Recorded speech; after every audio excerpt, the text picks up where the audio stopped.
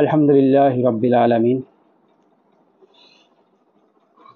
প্রতিদিনের ন্যায় আমরা যে সাপ্তাহিক বৈঠক করি, আজকে সেই দিন। আপনারা সবাই দূর দূরান্ত থেকে আগত হয়েছেন এখানে আল্লাহর কোরআন বা কিতাব শোনার জন্য। আপনাদের সকলের উপরে আল্লাহর শান্তি বর্ষিত হোক, এবং যারা এটা শুনছেন বা শুনবেন এরপরেও সকলের প্রতি আল্লাহর শান্তি বর্ষিত হোক। সালামুন আলাইকুম। বিষয় হচ্ছে, আমাদের সমাজে নানামুখী নানা রকম কথা। এটার জন্য এটা হয়নি, ওটার জন্য এই যে অসুবিধে, বিভিন্ন রকমভাবে আমরা মতামত পেশ করি। এই দলের জন্য এর ক্ষতি হয়েছে, ওই দলের জন্য ওর ক্ষতি হয়েছে, এটা না হলে ক্ষতি হতো না, ওটা না হলে ভালো হতো। এগুলো কোনো আল্লাহর কাছে গ্রাহ্য না কিছু। আল্লাহ এগুলো কিছু জিজ্ঞাসা করবে না, সে যে কার জন্য ক্ষতি হয়েছে আর কার জন্য হয়েছে এটা কিছু জিজ্ঞেস করবে না। এটা আমাদের মনের একটা বলে থাকি, এই দলের জন্য এটা ক্ষতি হয়েছে, এটা না হলে ওটা ক্ষতি হতো। এটা আমাদের মনের একটা ধারণা হিসেবে, কিন্তু আল্লাহ এসব কিছু জিজ্ঞেস করবে না। তাহলে আবার প্রস্তুতি, আপনার প্রস্তুতি কীরকম হবে এটা নিজে নিজে ভেবে নিতে হবে। সকল এসব কিছুই জিজ্ঞেস করবে না। কী জিনিস জিজ্ঞেস করবে, এটার জন্য আমাদের প্রস্তুতি হোক। তিনি আমাদের কি জিজ্ঞেস করবেন, কথা বলতে যাচ্ছে তো, যে আমাদের সকলের প্রস্তুতি হোক, তিনি আমাদের কি জিজ্ঞেস করবেন। আমার জন্য আপনার ক্ষতি হয়েছে এটা তিনি বুঝবেন, কিন্তু আমি মুখে বলতে পারছি না। আমি ভাববো আমার জন্য আমার নিজের ক্ষতি হয়েছে। আল্লাহর কাছে আমি সেদিন প্রশ্ন করতে পারবো না যে আল্লাহ অমুক লোকের জন্য আমার এই ক্ষতি আছে, এই কৈফিয়ত আমার দেওয়ার ক্ষমতা থাকবে না সেদিন। তাহলে প্রত্যেকের যে বক্তব্য যেরকম, আল্লাহ কি জিজ্ঞেস করবেন, কি আমাকে প্রশ্ন করবেন, আর কি নিয়ে আমি যাবো সেখানে, এটা প্রত্যেকের জীবনের লক্ষ্য হওয়া উচিত।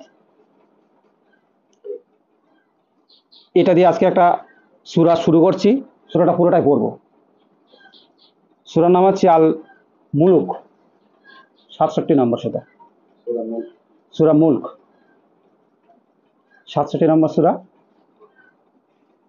সূরার মধ্যে যে আপনি কি করতে এসছেন, কি জিজ্ঞেস করা হবে, কি হবে, কেমনভাবে আপনাকে চলতে হবে, সবগুলো কিন্তু এর মধ্যে উত্তর আল্লাহই পাঠিয়ে দেবে। আমি বলবো আর না বলবো, আল্লাহ কিন্তু মধ্যে রেখেছে, সেটা আপনাকে শুনে নিতে হবে। আমি দুটো কথা বলতে পারি, এটা বিষয় না। বিষয় হচ্ছে আল্লাহ কি বলছে, ওটা আপনাকে বুঝতে হবে।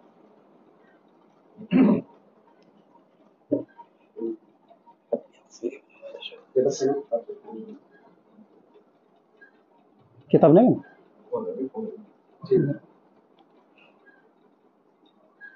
বিসমিল্লাহির রহমানির রহিম। 67 নম্বর সূরা, আয়াত নম্বর 1। আল্লাহ বলছে, বড় বরকতময় সেই সত্তা যার হাতে কর্তৃত্ব এবং তিনি সব কিছুর উপর ক্ষমতাবান। তাবারাকাল্লাযী বিয়াদিল মুলক ওয়া হুয়া আলা কুল্লি শাইইন কাদির। আরবিটা এরকমই। এটা যদি আরবি পড়ি, সবাই বলবে যে আরবি পড়ো। আরবি পড়া ভালো, অবশ্যই দরকার আছে, দরকার নেই এরকম কথা না। কিন্তু আল্লাহ কি বলছে এটা যদি আমি না বুঝি, তাহলে কিন্তু বেকার হয়ে যায়। আরবি পড়া অবশ্যই ভালো। বড় বরকতময় সেই সত্তা যার হাতে কর্তৃত্ব এবং তিনি সব কিছুর উপর ক্ষমতাবান। আমরা সবাই সৎ আমল খুঁজি, কোন সৎ আমল করব। পরে আয়াতে আল্লাহ বলছে, তিনি সৃষ্টি করেছেন মৃত্যু এবং জীবন। থেমে থেমে শোনেন, ভালো করে কানে রেখে শুনুন আল্লাহর কথাগুলো। তিনি সৃষ্টি করেছেন মৃত্যু এবং জীবন তোমাদের পরীক্ষা করার জন্য। তোমাদের মধ্যে কে উত্তম না সর্বোত্তম, এখানে লিখেছে আমলে, এবং তিনি পরাক্রমশালী, ক্ষমাশীল। 1 নম্বর আয়াতটা যদি আপনি আপনার নিজের কাছে বসাতে না পারেন, তাহলে 2 নম্বর আয়াত থেকে আপনি পিছিয়ে যাবেন। আমরা বহু লোকের বহু কিছু দোষ দেই, বহু কিছু বলি, এইভাবে করতে হবে ওইভাবে করতে হবে, কিন্তু আল্লাহ এখানে বলছে কর্তৃত্ব যার হাতে। আমরা কি কোনোদিন কোনো সময়ের জন্য ভেবেছি যে কর্তৃত্ব কার? আপনার জীবনের সৎ আমলের প্রথম জিনিস হচ্ছে এটা, একদম ফার্স্ট এড। যদি আপনি কর্তৃত্বের কথা না বলেন, আপনার জীবনের সমস্ত সৎ আমল ভুল হবে। সে যে যতই আপনি জাকাত দেন, এ করেন, কোয়ালিফিকেশন করেন, যাই কিছু করেন না কেন। আমলে সলিয়াত খোঁজেন না? সবাই আমলে সলিয়াত করার জন্য তৈরি, বলো কেন আল্লাহর সামনে দাঁড়াতে হবে? কর্তৃত্ব যদি আমি না বুঝি, ক্ষমতাবান যিনি তিনি তাকে না বুঝি, তা আমি কি সৎ আমল করবো তার? কর্তৃত্ব যদি তার হয়, ক্ষমতা যদি তার হয়, তা আপনি কতটা সৎ আমল করতে পারবেন তাকে খুশি করার জন্য? আপনি বলেন, আপনার কতটা সৎ আমল হবে তাকে খুশি করার জন্য, যদি আপনি কর্তৃত্ব বা ক্ষমতাবান তাকে না মানেন?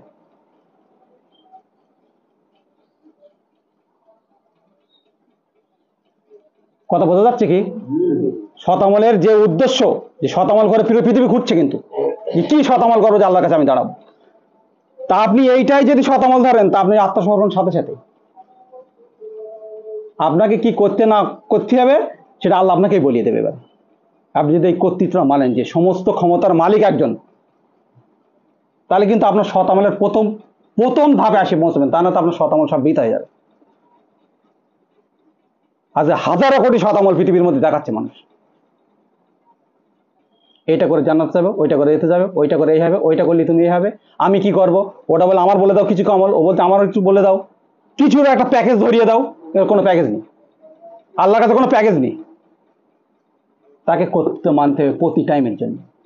এটা কি আপনি মেনে নিতে পেরেছেন যে কর্তৃত্ব তার হাতে? আপনার জীবন দিয়ে, আপনার সন্তান দেখে, দুনিয়া দেখে, পৃথিবী দেখে আপনি ভেবেছেন যে কর্তৃত্ব আল্লাহর?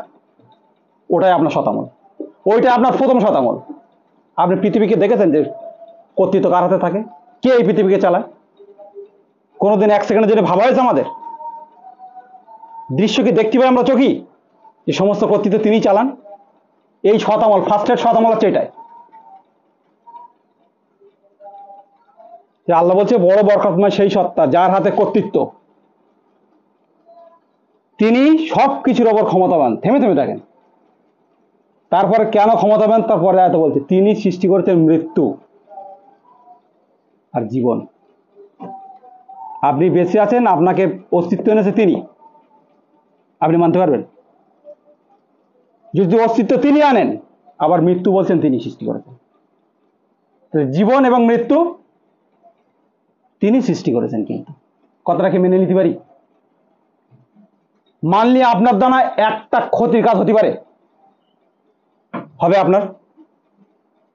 জীবন যদি তিনি দিয়ে থাকেন, মৃত্যু তিনি দেবেন, তাহলে আপনার দ্বারা কোনো ক্ষতির কাজ হবে কাউকে? আপনি নিজের জন্য বাঁচবেন? কর্তৃত্ব আপনার কাছে নেই, তার হাতে আছে দুটোই, তিনি তৈরি করেছেন। জীবন আছে আপনার, মৃত্যু হবেই, হবে কি না হবে না? তাহলে দুটোর মাঝখানে আপনার কাজ বলো, কি করবেন এবার ভেবে নেন। জীবন দিয়েছে, মৃত্যু তিনি দিয়েছেন, মাঝখানে আপনি আছেন। আপনার হাতে কিছু আছে? আপনার হাতে কিছু আছে? আপনার হাতে কিছু নেই। তাহলে তিনি সৃষ্টি করেছেন মৃত্যু এবং জীবন, দুটো যদি না ধরতে পারেন, জীবন তিনি দিয়েছেন, মৃত্যু তিনি দেবেন, যদি না ধরতে পারেন, মাঝখানে যে শতামল আপনার দেখিয়ে দেবে, ওই 5-এর 1, 3-এর 1, 2.5% সব বেকার যাবে আপনার। ও সবগুলো বেকার করবেন। কেন করবেন? আপনি পাস করার জন্য কিছু করবেন, নিজের ফয়দা লোটার জন্য কিছু করবেন, মানুষকে দেখানোর জন্য কিছু করবেন, করবেনই আপনি যদি এই দুটোকে না রাখেন। আপনি তোমাদের পরীক্ষা করার জন্য তোমাদের মধ্যে সর্বোত্তম আমল, এখন আমার আমল খুঁজতেছি। আমল মানে কি? একটানে সবাই ধরেছি কাজ না, শুধু কাজ না, কাজ পৃথিবীতে সবাই করে যাচ্ছে। যে সৎ কাজ বলি, আপনার কাউকে ফাঁকি দেবো না, ব্যবসা করবো না, সবাই করে যাচ্ছে, কিন্তু জানে তাকে একদিন মরে যেতে হবে। জানে কি কেউ? অন্তরে বসে রেখেছে যে আমাকে মৃত্যু হবে। 30, 32, 34, 38, 40, 42, 60, 65, 70, এই যে কোটার মধ্যে আর কি 100, এর ভিতরে ধরা আছে যে আমার কোন সময় মৃত্যু হবে। কেউ কি মনে গেতে এই দিনে কাজ করছে? আমরা কি মনে হয় আমরা গেতে কাজ করছি যে আমাকে মৃত্যু যে কোনো মুহূর্তে হতে পারে? তাহলে আমি প্রত্যেক দিনের জন্য তৈরি হয়ে যাব, প্রত্যেক দিনের জন্য আমাকে তৈরি হয়ে যাব যে আমি কাউকে ঠকাবো না, কারো কোনো ক্ষতি করবো না।